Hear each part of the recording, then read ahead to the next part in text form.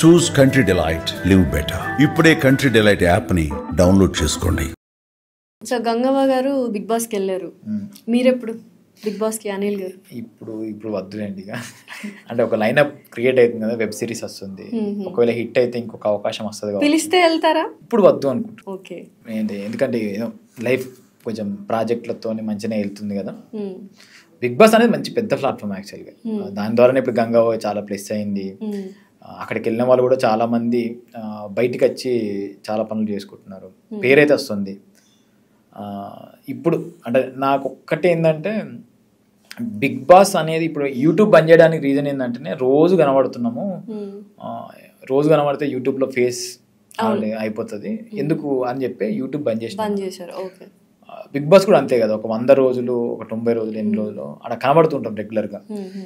యూట్యూబ్లో మనం ఎడిట్ చేసిన ఫుటేజ్ మనం ఏదో చూపిద్దాం అనుకుంటున్నాం, అది అక్కడ మన చేతిలో ఉండదు. సో అక్కడ కూడా ఫేస్ అనేది ఒకవేళ రెగ్యులర్గా చూసి బోర్ కొట్టే స్టేజ్కి వస్తే నెక్స్ట్ ఫ్యూచర్కి ఇబ్బంది అవుతుంది కావచ్చు అని ఒక భయం ఉంది. ఆ భయం నిజమా అబద్ధం తెలియదు కానీ ఆ భయం ఉంది. సో ఇప్పుడు వద్దు అనుకుంటా. ట్రైలర్ ఓపెన్ చేయగానే మా అందరికి అబ్బా అనిపించే సీన్, అంటే అబ్బా అనిపించే ఒక హ్యాపీ ఫీల్ ఏంటంటే ప్రియదర్శి గారి వాయిస్. అండ్ ఆయన జర్నీ కూడా చూసుకుంటే ఇంచుమించు మీలాగే ఫ్రమ్ స్లోగా వెళ్ళి మంచి మంచి హిట్స్ ఇచ్చారు. అయితే ఆయన చాలా మంచి వ్యక్తి అని విన్నాను నేను, ఫ్రెండ్స్కి ఇప్పుడు కూడా హెల్ప్ చేయడము, అవకాశాలు ఇవ్వడము అని.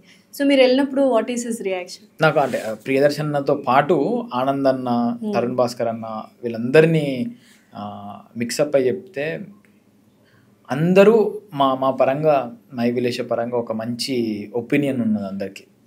సో మాకు భయం వేసి ఉండే ఫస్ట్, అడిగితే ఏమనుకుంటారో, ఎట్లా ఏమన్నా చిన్న చూపు చూస్తారో అని ఇవన్నీ మెంటాలిటీ మాకు భయాలు ఉండే.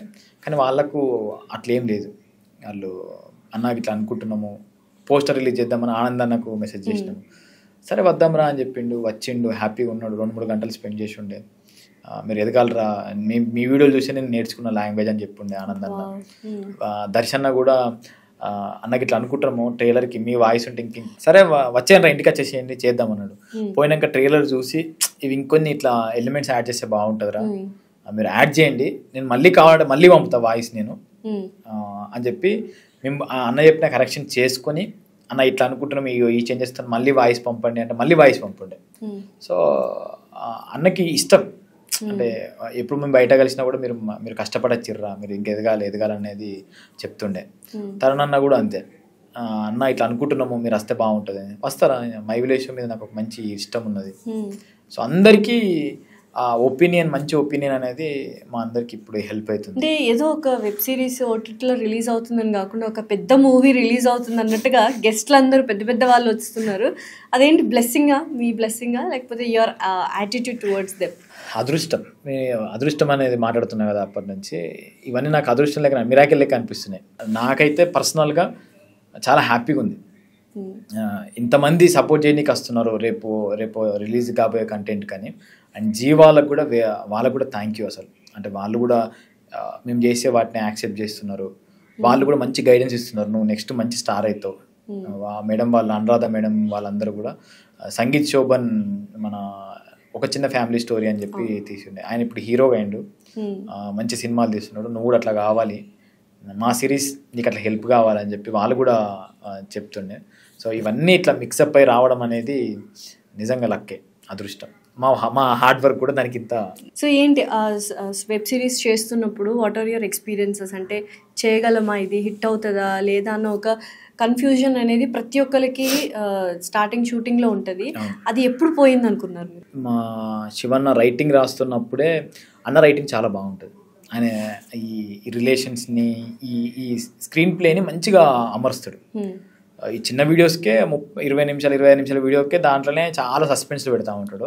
ఇప్పుడు ఇది పెద్ద వెబ్ సిరీస్ కాబట్టి చాలా ఇంటర్లింకింగ్ చేసి చెప్పుండే, ఆ డైలాగ్స్ కూడా ఏదో చెప్పినట్టు కాకుండా న్యాచురల్ వేలో వెళ్ళిపోతున్నాయి, ఫ్రీ ఫ్లోయింగ్ ఉన్నాయి. క్యారెక్టర్ని ఎస్టాబ్లిష్ చేస్తాడు అన్న. ఈ క్యారెక్టర్ మాట్లాడే మాటలతోనే ఫన్ రావాలని చెప్తున్నాయి. సో అట్లా అన్న రాసిన స్క్రిప్ట్ అంతా చదివినప్పుడు అప్పుడే నమ్మకం వచ్చింది. అంటే ఇప్పుడు కొద్దిగా ఎడిటర్గా ఉన్నాడు కాబట్టి లోపల బొమ్మకి ఇట్లా వస్తుందని చెప్పి మైండ్లో పడ్డది.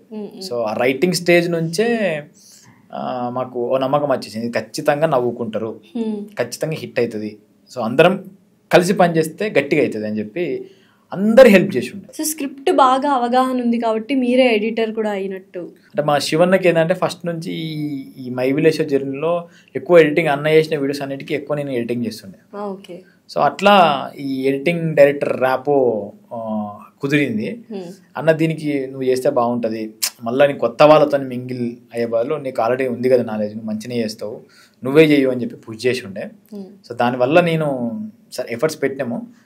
కొంచెం భయం కూడా ఉంటుండే, అంటే ఇన్రోల్ చేసిన ఎడిటింగ్ వేరే వెబ్ సిరీస్ డిఫరెంట్, అసలు టోటల్లీ ఇట్స్ డిఫరెంట్ కదా. ఎలా వచ్చింది ఎడిటింగ్ అంతా మీరే చేశారు కాబట్టి? నాది నాకు మంచిగా అనిపించినా కూడా నాకు భయం వేస్తుంది, నేను చేసింది కరెక్టా తప్ప అని భయం ఉంటుంది కదా. నాకు మిగతా వాళ్ళు ఇప్పుడు శ్రీధర్ సార్ చూసిండే, మంచిగా చేసినావు నువ్వు, మంచిగా ఉంది నీ ఎడిటింగ్ స్టైల్ కూడా మంచిగా ఉంది అని చెప్పి చెప్పుండే.